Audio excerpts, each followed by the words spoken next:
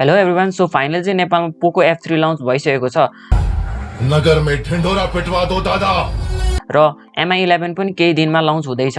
So आजको यो भिडियोमा चाहिँ हामी पोको F3 को बारेमा कुराकानी गर्नेछौँ। यसको नेपालमा लन्च भएको प्राइस, स्पेक्स र यसको PUBG पर्फर्मेन्सको बारेमा नि कुराकानी गर्नेछौँ। सो पोको F3 मा चाहिँ तपाईको इन्ट्रेस्ट छ र यो फोन किन्ने सोचिराख्नु भएको छ भने चाहिँ यो भिडियोलाई चाहिँ टिल द एन्ड हेरिदिनु होला र च्यानलमा नयाँ हुनुहुन्छ भने चाहिँ सब्स्क्राइब पनि गरिदिनु होला। सो पोकोले चाहिँ पोको F3 लाई चाहिँ एकदम सकिङ प्राइसमा लन्च गरेको छ। अब प्राइसको कुरा गर्ने हो भने चाहिँ पोको F3 चाहिँ नेपालमा 46,999 को स्टार्टिङ प्राइसमा लन्च भएको छ फर 6+128GB भेरिएन्ट। र पोको X3 प्रो जस्तै पोको F3 को प्राइस नि मलाई एकदमै एग्रेसिभ र राम्रो लाग्यो। सो तपाईलाई चाहिँ प्राइसिङ कस्तो लाग्यो कमेन्ट गर्न नबिर्सिनु होला। अब यसको मेन हाइलाइट प्रोसेसरको कुरा गर्ने हो भने चाहिँ तपाईले यसमा एकदमै बबाल प्रोसेसर स्न्यापड्र्यागन 870 प्रोसेसर पाउनुहुन्छ 7 नैनोमिटरमा बेस्ड। यो प्रोसेसर चाहिँ क्वालकम 800 सिरिजको लेटेस्ट र एकदमै पावरफुल प्रोसेसर हो र यो प्रोसेसरमा चाहिँ तपाईले 3.2 GHz को प्राइम क्लक स्पिड पाउनुहुन्छ।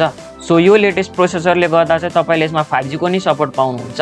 सो 5G भएपछि यो फोन चाहिँ एकदमै फ्युचर प्रुफ छ र अफ कोर्स पछि अब नेपालमा 5G आइहाल्यो भने चाहिँ तपाईलाई त्यस्तो केही प्रब्लम हुँदैन। त्यसैगरी तपाईले यो फोनमा चाहिँ 8GB सम्मको LPDDR5 र्याम र 256GB सम्मको चाहिँ UFS 3.1 स्टोरेज पाउनुहुन्छ। यो फोनमा चाहिँ एक्सटर्नल माइक्रो SD कार्डको अप्सन चाहिँ दिएको छैन। अब सफ्टवेयर वाइज चाहिँ तपाईले यसमा एन्ड्रोइड 11 र पोको बेस्ड MIUI 12 पाउनुहुन्छ। अब गेमिङ पर्फर्मेन्सको कुरा गर्ने हो भने चाहिँ तपाईले यसमा PUBG चाहिँ maximum graphic setting ultra HD plus अल्ट्रासम्म खेल्न सक्नुहुन्छ र HDR प्लस एक्सट्रिम सम्म राखेर चाहिँ तपाईले यसमा 60 FPS सम्म खेल्न सक्नुहुन्छ। सो पोको X3 प्रो मा पनि तपाईले एक्ज्याक्टली सेम सेटिङ्स पाउनुहुन्छ। सो स्न्यापड्र्यागन 870 भएको कारणले चाहिँ पोको F3 चाहिँ केही कुरामा चाहिँ बेटर पर्फर्म गर्न सक्छ, तर त्यति साह्रो डिफरेन्स चाहिँ आउँदैन।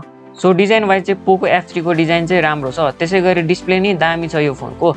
यसमा चाहिँ तपाईले 120Hz रिफ्रेश रेटको इफो एमुलेट डिस्प्ले पाउनुहुन्छ। सो इफो एमुलेट त्यही माथि HDR10 प्लस डिस्प्ले भएको हुनाले चाहिँ तपाईले यसमा भिडियो कन्टेन्टहरू हेर्दा नि एकदम राम्रो एक्सपिरियन्स पाउनुहुन्छ र 1300 निट सम्मको ब्राइटनेस भएको हुनाले चाहिँ डिस्प्ले चाहिँ एकदम ब्राइट छ र इभन डे लाइटमा नि केही प्रब्लम हुँदैन। 6.67 इन्चको यो एमुलेट डिस्प्लेमा चाहिँ तपाईले गोरिल्ला ग्लास 5 को प्रोटेक्सन पाउनुहुन्छ।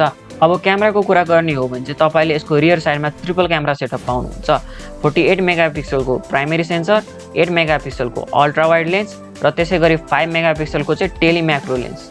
यसमा युज गरेको 48 मेगापिक्सलको प्राइमेरी सेन्सर चाहिँ सोनी IMX582 सेन्सर हो र यही सोनी सेन्सर चाहिँ पोको X3 प्रो मा नि युज गरिएको छ। यसको रियर साइडको क्यामेराबाट चाहिँ तपाईले 4K at 30 fps सम्म भिडियो सुट गर्न सक्नुहुन्छ। त्यसैगरी तपाईले चाहिँ यसमा 20 मेगापिक्सलको फ्रन्ट फेसिङ क्यामेरा नि पाउनुहुन्छ। अब ब्याट्रीको कुरा गर्ने हो भने चाहिँ तपाईले यसमा 4520 mAh को ब्याट्री पाउनुहुन्छ विथ 33 वाट फास्ट चार्जिङ। यो फोनमा तपाईले हेडफोन ज्याक चाहिँ पाउनुहुन्न, बट तपाईले यसमा चाहिँ हाई रेज र डल्बी एटमोसको साथ डुअल स्टेरियो स्पिकर चाहिँ पाउनुहुन्छ। त्यसैगरी तपाईले यसमा साइड माउन्टेड फिङ्गरप्रिन्ट स्क्यानर र आयर ब्लास्टर नै पाउनुहुन्छ। यो फोनमा चाहिँ तपाईले तीनटा कलर अप्सन पाउनुहुन्छ, आर्टिक व्हाइट, नाइट ब्ल्याक र डीप ओशन ब्लू। पसंद आया लाइक करो, पसंद नहीं आया तो टेस्ट चेन्ज करो। सो आई होप तपाईहरुलाई यो भिडियो मन पर्यो होला। सो तबसम्म यो भिडियोलाई लाइक र च्यानललाई सब्स्क्राइब गर्न चाहिँ नबिर्सिनु होला। So thanks for watching guys, see you in the next video.